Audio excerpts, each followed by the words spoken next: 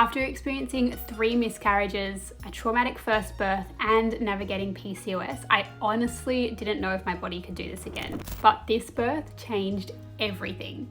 I gave birth in a bath with 0 medical pain relief in one of the most healing, empowering moments of my life. In this video, I'm sharing not just my birth story, but everything I did to support my body after miscarriage, from healing emotionally to improving egg quality and implantation, and really giving my body the best shot at a healthy rainbow pregnancy. If you are currently trying to conceive, maybe you're pregnant right now, or you just need a reminder that your body is so powerful, this story is for you.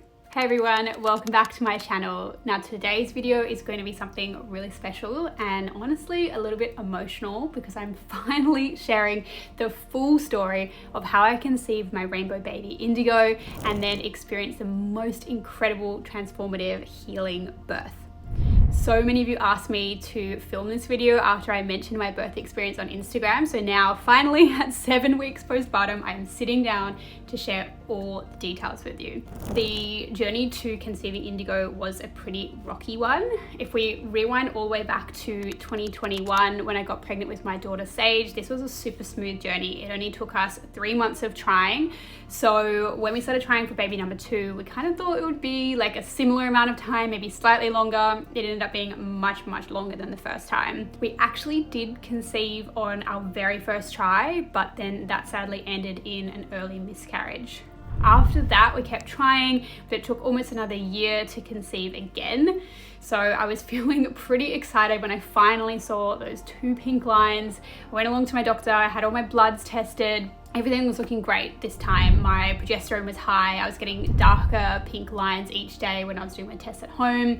My HCG was doubling every 2 days. Everything was really textbook. Then we went along to our first ultrasound and that's when I knew things were wrong. Basically, the sonographer was kind of looking around with the wand on my belly and then she said to me, "Are you sure of your dates?" And as a trained fertility awareness educator, I knew I was 100% certain when I had ovulated and conceived that cycle. So as soon as she said that, I knew that something was really wrong. She said to me, "Oh, maybe you've just got your dates wrong. Maybe you ovulated a bit later than you thought because the baby was only measuring at 6 weeks and didn't have a heartbeat yet." So in that moment, I knew that the pregnancy was not going to be going ahead and that the baby had stopped growing. But frustratingly, the policy at the clinic was you had to wait for 2 weeks and then come back in and have another ultrasound to confirm if your baby actually had grown or not. Those 2 weeks were some of the worst of my entire life because I was walking around knowing that I was carrying a pregnancy that was no longer alive, but I wasn't able to access any services to help with that until I'd had that second scan to actually confirm what was going on. After those 2 agonizing weeks, I went back and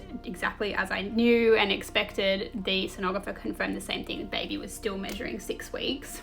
So after that finally happened, I met with the most incredible, empathic, beautiful obstetrician, Dr. Yasmin Pilgrim. She was honestly a lifeline. She was so empathic at this time that was so difficult. And she basically walked me through the different options that I had with my pregnancy at this point. So pretty much what was going on at this point is intellectually, I knew that my pregnancy wasn't going ahead, but physically, my body was still going 100 miles ahead as if it was still pregnant. So my HCG was still doubling every 2 days. I was incredibly nauseous. I could barely eat. I had all the early pregnancy symptoms. My body was showing no signs of rejecting the pregnancy or that the pregnancy was not viable. So knowing that my baby had stopped growing probably at least 4 weeks before then, I opted for a D&C, which is a surgical procedure where they help to remove the baby from your uterus, because I just really felt ready to start moving forward physically and emotionally with healing. So a couple of days later, I went in and had the surgery, which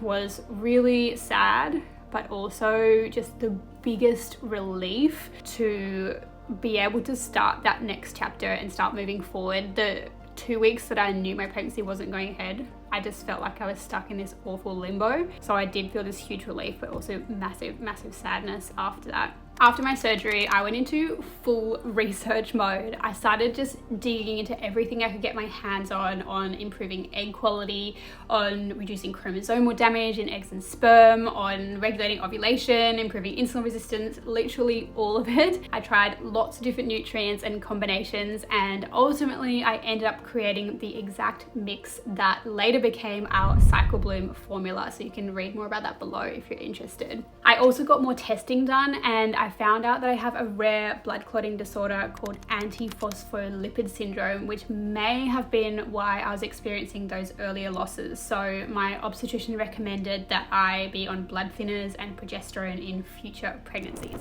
When I finally got pregnant again with who is now Indigo, I was pretty terrified, but I also felt like I had a really beautiful plan in place, and I had so much more support than I'd had in previous pregnancies. I was working with my beautiful breathwork coach, Nicola Lay. I was doing so much mindset work. I'd processed a lot of my trauma and past experiences, and I was under the care of my beautiful obstetrician, Yaz. So I just felt like I had this team around me, and my head was in a really different place to where I'd been in the previous pregnancies.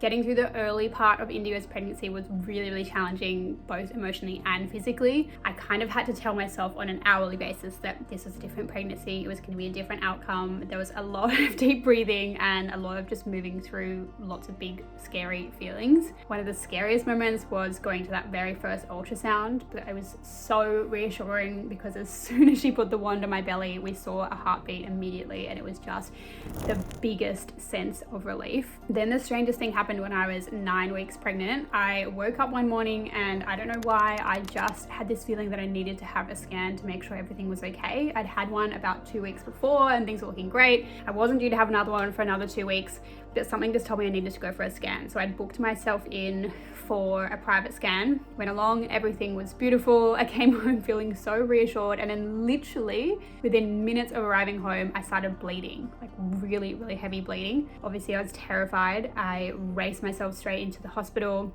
I had to go alone because my husband was at home with our daughter, so it was just the most lonely and scary moment. The emergency doctor put a bedside scan on, and I was just holding my breath, bracing myself for the worst. But immediately, straight away again, there was a heartbeat. He told me that everything looked okay for the time being, that baby was still healthy, but he said that I had probably a 50-50 chance of miscarrying, which was just the biggest blow to have gone through to that point, and then be faced with potentially another loss. I then went and saw my obstetrician, and she told me that I had something called a subchorionic hematoma, which is basically a little blood clot behind the placenta that just starts bleeding.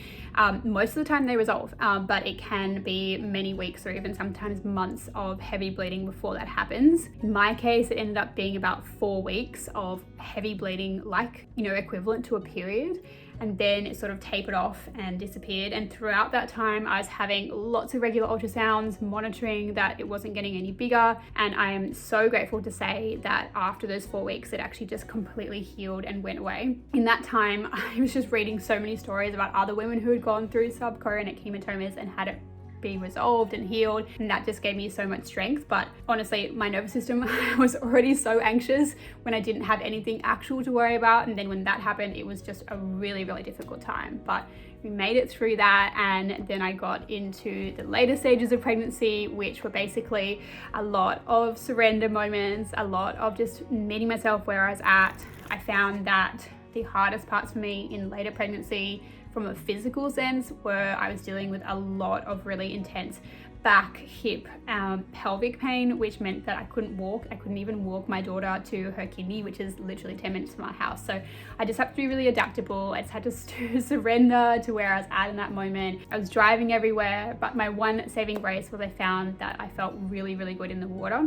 So I started swimming every couple of days, and I feel like this gave me this massive mental release just to be able to get in the water, be weightless, get a bit of movement into my body. So I lived for my swimming days. I also dealt with really severe nausea, not vomiting, luckily, but severe nausea until 22 weeks. So that was challenging. Of course, being a nutritionist, wanting to have the most beautiful, balanced diet, it definitely was not, but I just had to, again, surrender. I feel like all these surrender moments were helping me learn how to surrender in birth. I basically just focused on eating as much protein as I could because I knew this was so important to reduce my risk of gestational diabetes, which is higher when you have PCOS. I would, often start by eating some really starchy white carbs and then try to get a few bites of protein in. And of course, I was continuing to take my Nourish Mama prenatal the whole way through my pregnancy, which I developed to be the most balanced, highly absorbable prenatal, because I knew that it is so hard to eat well in pregnancy and you just have this massive guilt and fear that you're not getting enough for your baby. So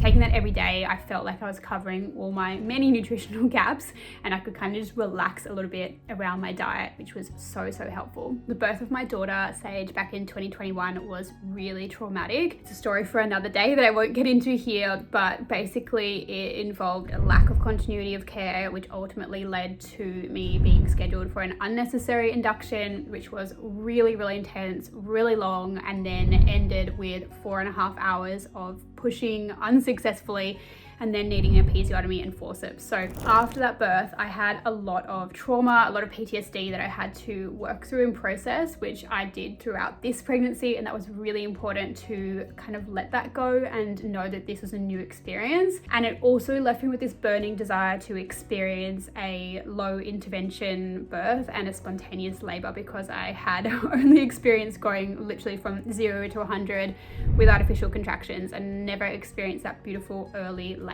So all throughout this pregnancy with Indigo, I was just spending so much time visualizing my ideal birth, manifesting how I would like to feel in my body. I of course had an ideal way that I would like it to unfold, but I also spent a lot of time just focusing on how I would feel in my body both during and after. And the feelings that I was cultivating was just feeling calm, being able to keep breathing deeply, being able to trust my body, and feeling in control. Basically all the things I didn't feel last time in Sage's birth. So I spent a lot of time visualizing that. I spent a lot of time going through how less desirable births like another induction or an emergency cesarean or another instrumental delivery might look, and how I would be able to still remain in control, still feel calm, still focus on my breathing through that.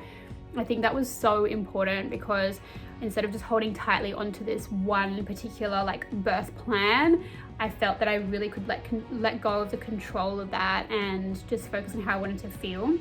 But of course keep that ideal way of things unfolding in my mind as well. So that was a huge part of my daily practice. I did monthly breathwork sessions with my breathwork coach Nicola, and with that we would basically just talk through anything that was on my mind, any anxieties, any past experiences that I needed to process in order to feel calm and trusting of my body, which was just so helpful and empowering. And then she also taught me a whole range of different incredible breathwork techniques that were just so simple, but things that I, after practicing them, could just really easily lean upon in my birth and basically just help to instantly calm down my nervous system and bring back that sense of control and trust in my body again. So I feel like working with her, developing those techniques and learning how to manage my nervous system, especially as someone with a history of type A, very, chronically activated nervous system, was a complete game changer to how I was able to stay calm throughout my whole pregnancy and birth and really not get panicked in those very intense, painful moments of birth. Another really helpful way that I prepared practically for my birth, knowing that I wanted to avoid medical pain relief, was reading Juju Sundan's Birth Skills book. I highly recommend you read this if you are hoping for a low intervention birth and you want to avoid things like epidurals.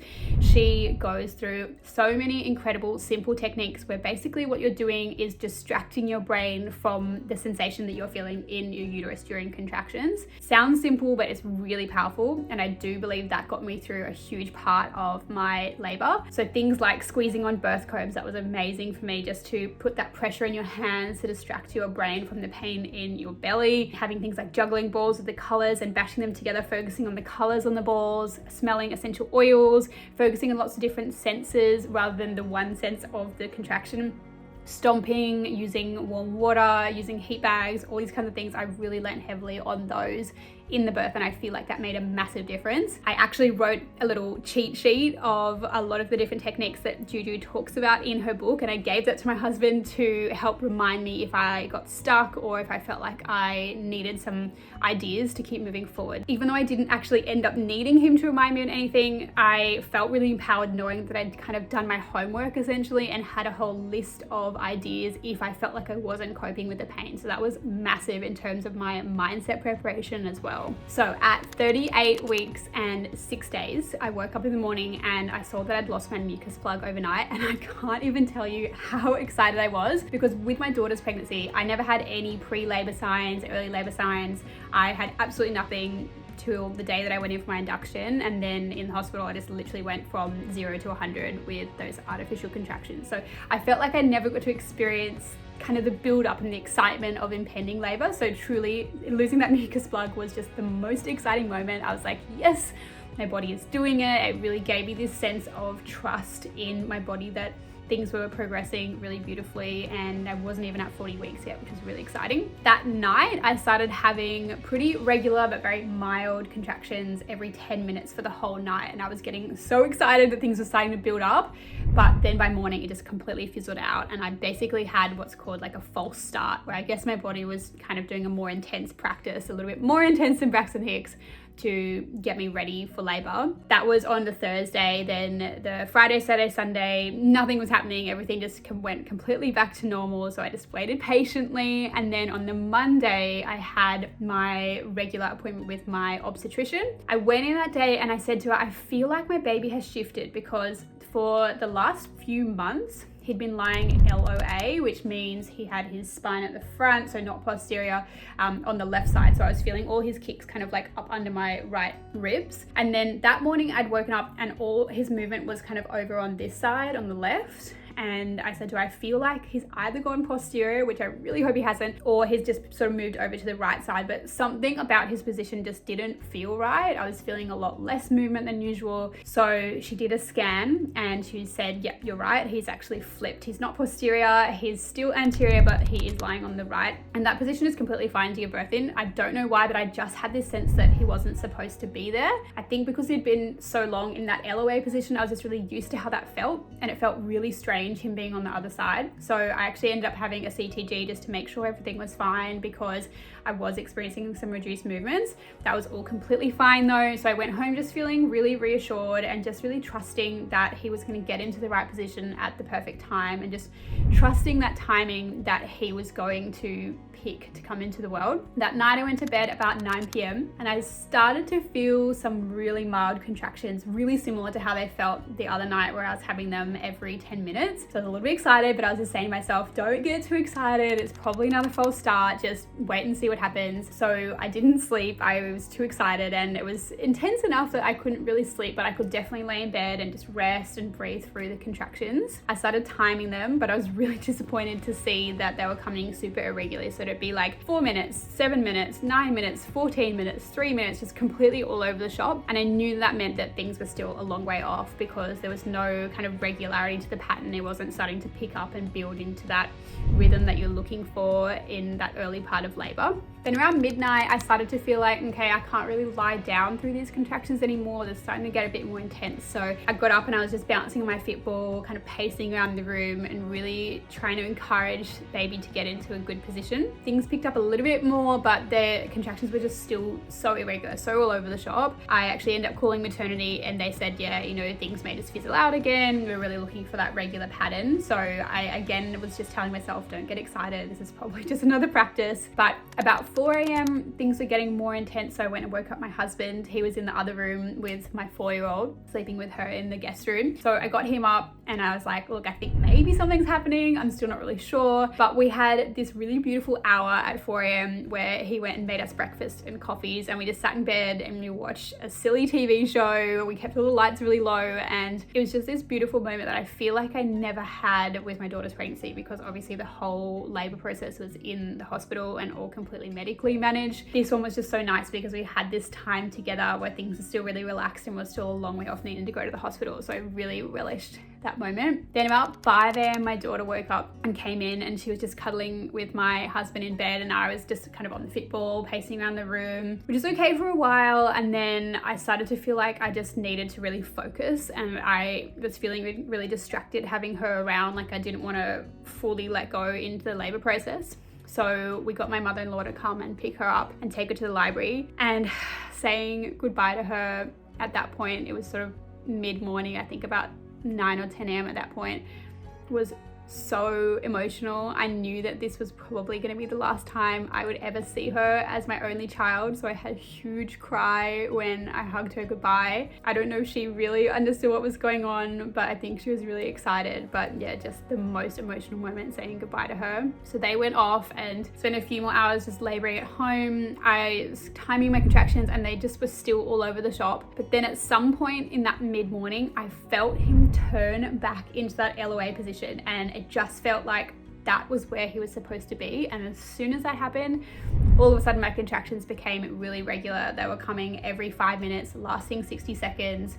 So it was that 10 and 2 that they talk about. So I rang maternity and said, I'm gonna come in, because I felt like I was still a really long way off actually giving birth, because the contractions were so manageable. But we live a 40-minute drive away from the hospital, and I just did not want to get stuck in school traffic or peak hour or anything.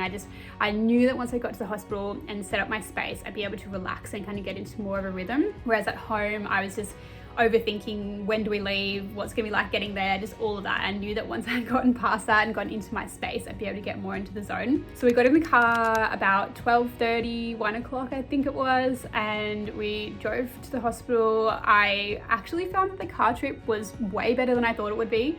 Maybe because my contractions were still fairly manageable at that point. I've just heard so many stories of how awful that car trip was, and I was really nervous because it's a 40-minute drive, but I can honestly say it was so fine. I just reclined my car seat back. I had my birth list playing. I was doing some of my breathwork techniques that I had learnt from Nicola, and I honestly just felt really, really calm, really relaxed, really trusting of how it was all unfolding. At this point, I still felt like maybe we're gonna get there and things will fizzle out and I'll come home. So I just was really surrendering to the process. We were driving along and my husband said, I'm so starving, can I go through the drive-through at Guzman y Gomez and get a burrito? And I was like, yep, sure, let's do it. You know, who knows how long we have before this baby comes. I had previously experienced a really long 2-day labor. So I was like, yep, you fuel up, get all your energy. It's gonna be ages till this baby's coming out. So that's so fine. So I went through the drive-through whilst I was in labor, which was hilarious. I just like had my eyes closed and was just breathing through my contractions. And then we got to the hospital, I think around 1:45, maybe just before 2 p.m. And as I was expecting, as soon as I got there, everything just slowed right down, which is just so normal because you're in this space where you feel like you're being observed and, you know, you're back in a public space. Honestly, I always thought I would give birth in the middle of the night. So it was the strangest thing arriving to the hospital on a Tuesday morning or Tuesday lunchtime, like a busy day, people are going to appointments, getting into the lift and just being around people. It felt like my body was kind of shut down a little bit. It was like, oh, this is not a safe place to give birth. So contractions, you know, slowed right down, were barely even noticeable. But I didn't panic at that point. I'd heard so many stories where women had gone through the same thing, and I knew I just had to get back in my space, get my headspace right again, and just feel relaxed and unobserved in order for things to pick up. So I was really glad that I had that awareness that that is really normal and common to happen. So we got to maternity and I met the midwife who had been assigned with, who I'd never met before, but instantly I just felt like she was the perfect person to be there for my birth. I'd actually, when I'd rung up to say I was coming in, I said I really wanted to use the birth pool, and so they had assigned me to the midwife who loved doing water births. So I felt like we were just a perfect match. She was all about, you know, just stepping back, leaving me to my own devices and only jumping in if I needed hands-on support, which was truly exactly what I needed. So we got into the room with the birth pool. It was all set up. It was half filled. There was little fairy lights in the corner, and just the space just felt so nice. And she said, look, it feels like your contractions aren't very intense. Let's just pop a CTG on, have a look how things are going, make sure baby's still happy. You know, we may be sending you home, so let's just see what happens.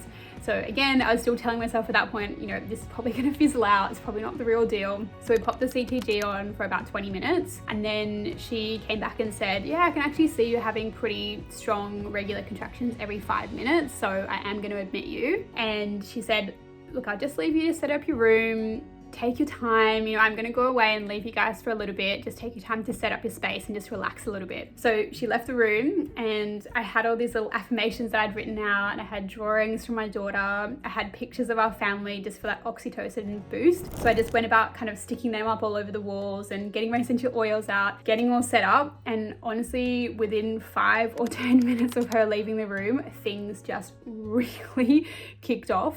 I think my body was just like, okay, we're safe now, you know, we're being admitted, we're not leaving. And things, ramped up so quickly. All of a sudden I was having really intense contractions every 2 minutes, lasting 60 seconds. So like minute on, minute off. They were so intense that I was vocalizing through them, definitely couldn't talk, had to really focus. For some reason, I found this one position that just felt so good. There was a fit ball kind of balanced on top of a chair, and I was just leaning over the top of that fit ball and just vocalizing and breathing really loudly through each contraction. I don't know what it was about that position. It was just like in the corner. It kind of felt like I was away from everybody. I felt really safe, like I could just kind of burrow into this corner and put my head into the fit ball and just really be as loud as I wanted to through each contraction. So that felt really good. Then not long after that, the midwife came back in, and I think she was really surprised to see how quickly things had kicked off or ramped back up. And so she said to me, I know you don't want to do any cervical checks, but we really don't recommend getting in the bath until you're about 4 to 5 centimeters, because otherwise it can slow things down. So she said, would you like me to do one cervical exam just so you know if it's a good time to go in the bath or not? So I said, okay, yes, let's do it, but don't tell me the number. I just want to know, is it bath time or not? Because I knew that would really psych me out. If she'd said, oh, you're only 2 or 3 centimeters or something like that, I just was scared that I was going to get in my head and overanalyze, even though we know that the process of cervical dilation does not follow any pattern. So if it takes you 5 hours to do 2 to 3 centimeters, it doesn't mean it's going to take 5 hours to go from 3 to 4. But I just knew that I was going to get in my head about it. So I jumped up on the bed and quickly had a cervical exam in between contractions. And then she just looked at me with this kind of smile on her face, and she said, do you want me to tell you how far you are? And I was like, oh, I don't know. I think it's going to psych me out. And she said, it's good news. So I said, okay, tell me. And she said, you are 7 centimeters dilated, and there is a massive bag of waters bulging out. It is literally about to burst. And as soon as it bursts, we are going to be on. It's going to be really intense. When she told me that, I literally just burst into tears, like happy tears, because in my head, I was bracing myself to only be like maybe 3 or 4 centimeters, and there was going to be a really long way to go. I could not believe that we're already at that point, and things had gone that fast from probably only an hour before, wondering if everything was just fizzling out, if we were getting sent home, to like get in the bath straight away. This is happening. So I just cried and I hugged my husband and said, oh my God, I can't believe that this is actually happening. After 9+ months of visualizing and manifesting my body doing this, knowing that it was actually happening was just the most surreal moment. So my obstetrician came up from downstairs. Luckily, she was literally just downstairs seeing patients. So she came up really quickly, probably 5-10 minutes after that cervical check. And then I hopped in the bath straight away. As soon as I got in the bath, I just felt this massive pressure where my bag of waters were. I can't describe it any other way as just I felt like it needed to pop. It was the strangest feeling. So a couple of contractions later, I heard this huge pop and I just felt my waters go. Even though I was in the water, I could still feel them burst. And the first thing I did was just look down to see if they were clear, because I don't know why I had this fear that I was going to have meconium in the waters, and everything looked completely clear. So I feel like I just relaxed at that point. And as the midwife had said, as soon as my waters went, it was like game on. I think I literally went from 7 to 10 centimeters within a couple of seconds as soon as my waters broke, because all of a sudden I didn't even realize I was pushing, but I started listening to the sounds I was making, and it was like this deep, low grunting sound. And I was like, oh, that's the sound people make in birth videos when they're pushing a baby out, which was so surreal. So my body had started pushing without me even kind of realizing I was pushing. At that point, I was kind of had my arms on the edge of the bath, and I was in sort of like a low squat with my knees down, and I had this mat under my knees, but it was really annoying. It kept slipping out of the way and then like floating up to the surface. So my obstetrician suggested that I flip over onto my back and kind of lean onto the back of the bath, and then I had my husband behind me with his arms underneath my underarms, so he was sort of supporting me and holding me up, and then I had my legs forward, like knees up, and my obstetrician told me to really widen my knees out just to give my pelvis and my hips a bit more space for baby to come pass through. So I was pushing. It was, I can't even describe the intensity of this stage. I remember with my daughter's second stage, with pushing with her, it felt so good. It felt like I was translating the energy, or the intense energy of contractions, into something good. But maybe it was because she wasn't descending and ultimately needed forceps. That felt amazing. Whereas with Indigo's pushing stage, it was 10 times more intense than the most intense contractions I had. It was just this huge pressure that I felt like at the bottom of my belly, I guess kind of like where my hips meet across there. I could just feel this really intense feeling every time I had a contraction there. So all my energy and focus was at that point at the bottom of my belly. I really was hoping that I would experience the fetal ejection reflex, which is basically where your body just like pushes your baby out without you having to do anything. Definitely did not experience that. I had the urge that I needed to push, but I was very much consciously having to push to get him out. So I was pushing for a while. I was so mindful not to hold my breath and bear down, because my pelvic physio had said to me that it's so important not to do that, because that can really increase your risk of tearing. And I do really believe that was how I got away with minimal tearing. So in each contraction, I was pushing down, but I had my mouth open and I was doing this really long, slow out breath at the same time. So that was really controlling the speed of him coming down as well, I feel.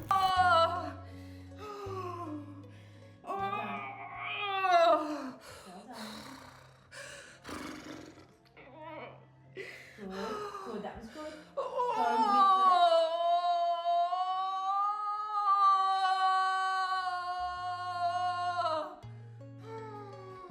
So I was pushing for a while, and then I just remember my obstetrician was at the other end of the bath, kind of looking up like with a mirror to check my progress.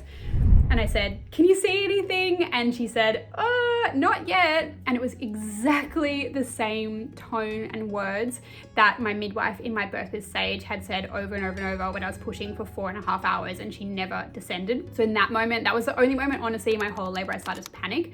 It just took me straight back to that labor and delivery room where I wasn't making progress, and I felt so confused, so scared, and just so out of my body. And I think that Yaz could see that on my face. I didn't say anything, but she could just see that I started to panic, and she just said to me, "You're safe, everything is going beautifully." And that was exactly what I needed to hear. It just brought me back into this moment. I reminded myself that this is a different birth. I reminded myself that I've done so much work to prepare for this moment, and I had to just let that go, keep going, keep pushing. And then a few minutes later, I said again, "Can you see anything?" And she said, "Oh yeah, the head's nearly out." And I just could not believe that I had no idea that I was that close to his head coming out, because all I could feel was this insane pressure in between my hips at the bottom of my belly. So I barely even noticed, the ring of fire as his head came out, because the sensation above that was so much more intense. So I pushed his head out. Yaz had the warm compress on to help with tearing as well, which I think made a big difference. And then his head was out. I reached down and felt his little squishy head with all his hair on it, and it was the most surreal moment. I just couldn't believe that I was so close to the end to doing it. Yaz at that point said that his shoulder was a little bit stuck, so she just had to do a slight rotation of his body. And as soon as as she did that, his body literally just slipped out, and then she brought him up onto my chest, and I just was in complete disbelief that I had done it. I just sobbed, and I felt like the most huge relief, love, just shock, all of the things all at once.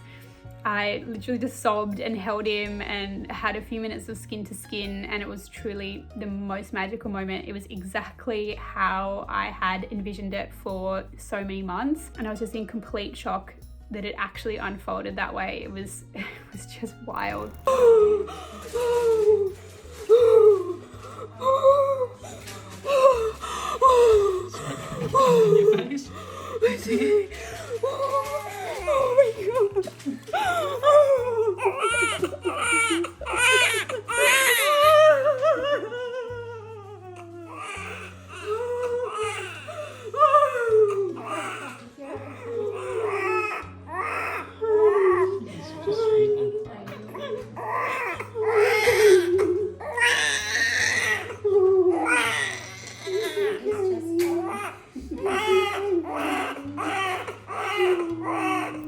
Then they were like, okay, it's time to get out of the bath and get you up onto the bed. That was so tricky. My legs were shaking from the adrenaline and just the fatigue of it all. So I had to have the midwife and my obstetrician and my husband all kind of help pick me up whilst I was still holding Indy on my chest. And then I climbed out of the bath, got onto the bed. And at that moment, I remembered that there was still more to come and I had to get the placenta out. I'd always said throughout my pregnancy that I wanted to have a physiological third stage, which is basically where you don't have the injection of the synthetic oxytocin to help your body release the placenta. But at that point, I was so tired. I just said to my midwife and obstetrician, I don't think I can do it. I think I'm too exhausted. And they both just looked at me and said, yes, you can totally do this. And that was exactly what I needed to hear, just to give me that last little boost. So getting the placenta out was actually really tricky. I didn't really have any urge to push anymore, so I had to actively push even though I wasn't feeling the urge. But what Yaz did was she pushed down on my belly a little bit and did a little bit of cord traction just to help the placenta come out. And once it came out, it was like the most huge sense of relief. It just felt like it wasn't supposed to be there anymore, and it coming out was amazing. After the placenta was out, I did need to have quite a few stitches for a 2nd degree tear, which honestly was not that bad. Yaz told me that the reason I was having a lot of stitches was just because she's really meticulous and wanted it to heal really well, not because it was a really severe tear. So that was so reassuring. So I was stitched up, and then I just got to have probably about an hour of uninterrupted, beautiful skin to skin time, just completely different to my experience last time where I was raced upstairs into the postnatal ward because they needed the room for another birthing person, and everything just felt so rushed. This time there was no rush. I just got to lay there and soak him up and have him latch for the first time. It was just the most beautiful, slow experience. After about an hour, I handed him over to my husband. They had some beautiful skin to skin time. I went and had a shower. I took my time getting dressed. They brought me some dinner to eat. It was just truly the most relaxed, beautiful experience without that intensity of last time, and also just the trauma of last time. I should have mentioned as well that he was born at 3:55 after we arrived at the hospital about 2 p.m. So literally under 2 hours from arriving to the hospital and thinking that things were fizzling out and maybe I was getting sent home, to him being in my arms. Just completely crazy how fast it all went in the end. Such a slow build, and then the end, just it all came together so fast once my body felt safe and relaxed and like I was in my space and in the zone. About 2 hours after giving birth, my in-laws brought my daughter in to meet Indy, and I had really low expectations for their first meeting because I know that a lot of times when siblings meet for the first time, it's just not as exciting as you might hope it would be. But honestly, Sage was so beautiful. We had purposely put Indy in his bassinet so that we could hug her straight away and not make a big deal about him, but she couldn't care less about us. She just wanted to come straight in, see the baby, hold him, cuddle him, kiss him. And truly over the last 7 weeks, she has been nothing but beautiful, sweet, and loving to him. No jealousy, just kind of smothering him with so much love. It has been so beautiful seeing her become a big sister. Definitely tricky to navigate having 2 kids. It's a huge juggle that I'm still working out, but seeing her love for her brother has been one of the most beautiful, heartwarming things ever. That is the end of my story. I truly hope that if you are on a conception journey, if you have PCOS, if you have dealt with miscarriages and losses before, I really hope that my story brings you some hope. If you've had a traumatic birth in the past and you're preparing for a healing, redemptive birth, I hope that the tips that I shared with you are really helpful and that you can achieve that incredible birth that you are visualizing. I will share more details below about those 2 products that I used throughout my pregnancy, and I just honestly am in awe of the female body and everything that we are able to endure even after loss, after grief, after trauma. So I really hope that my story has given you some hope for your own journey, and I'm just so grateful to have been able to share it with you. Let me know your thoughts below. Bye.